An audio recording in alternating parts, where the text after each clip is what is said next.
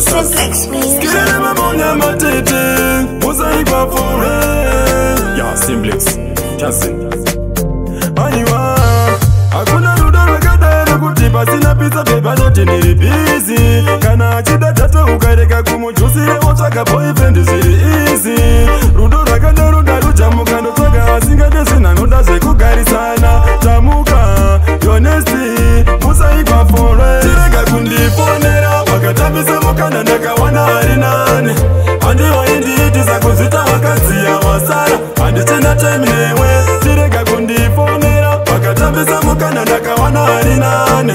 Handiwaindiitisa kuzvita wakadziya wasara. Handichina time newe. Pane vari kusimbisa vachiti vakapenga iwe. Kana usipo handifare. Handi vakakupfurira rudo rwakatopera.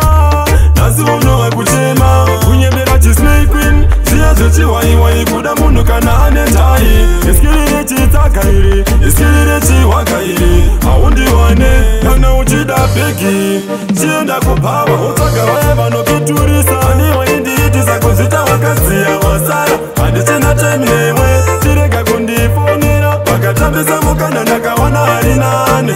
Handiwaindiitisa kuzvita wakadziya wasara. Handichina time newe. Ndakamboti unokavira zvinhu zvataita iwewe waiudza vanhu.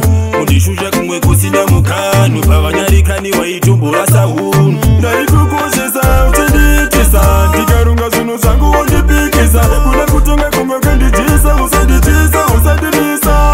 Aiwa tirega kundifonera wakatambisa mukana ndakawana hari nane. Handiwaindiitisa kuzvita wakadziya wasara. Handichina time newe. Tirega kundifonera wakatambisa mukana ndakawana hari nane. Handiwaindiitisa kuzvita wakadziya wasara. Handichina time newe.